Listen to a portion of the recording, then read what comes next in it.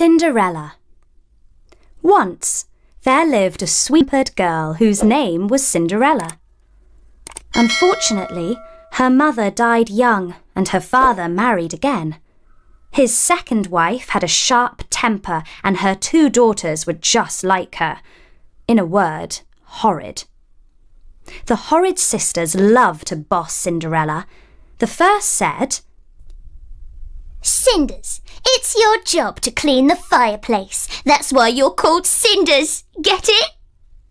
And before she had finished sweeping the grate, the second sister said, "Cinders, don't dawdle. Light up the fire and make me a hot bath with sweet-smelling candles."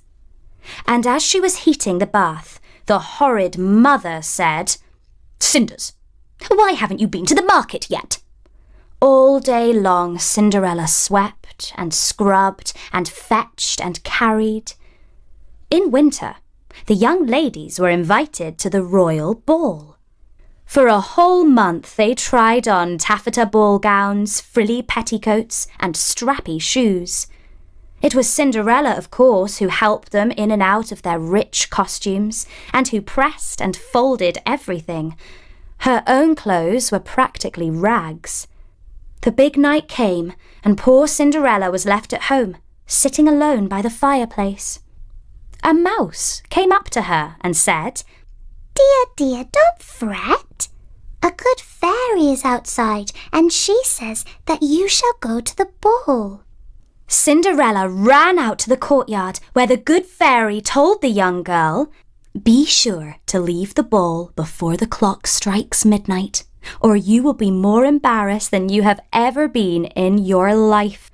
A golden coach took her to the palace, and on the way she changed into a beautiful gown. When she entered the ballroom, all eyes were upon her, including those of her sisters who did not recognize her.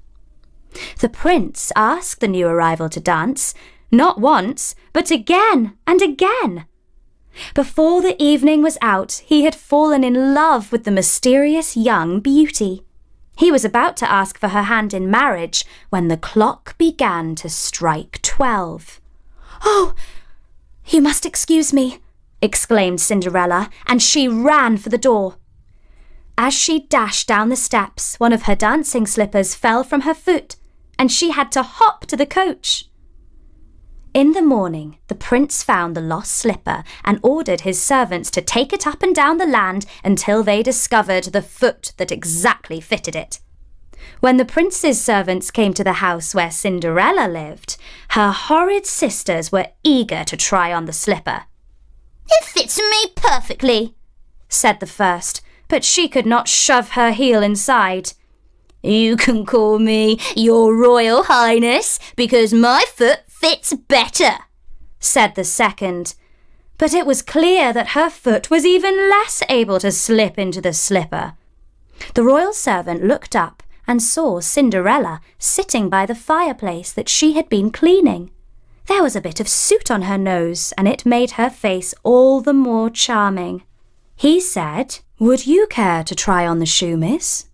"Why bother with her? She's just the maid," said the horrid sister's mother. "I would like to try. Thank you," said Cinderella. Her foot slipped in perfectly.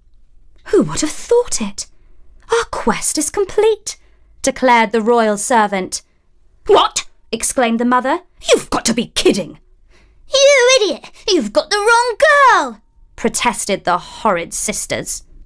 But the servant was already calling for the coachman to take Cinderella to the palace, dressed in her rags exactly as she was, and wearing her normal shoe on one foot and her dancing slipper on the other. As Cinderella left the house, the mother of the horrid girls cried out, "Good riddance! We've had enough of your cheek!" But Cinderella knew that she had found true love, and the very next day she and the prince were wed, and the bells rang out all over the land.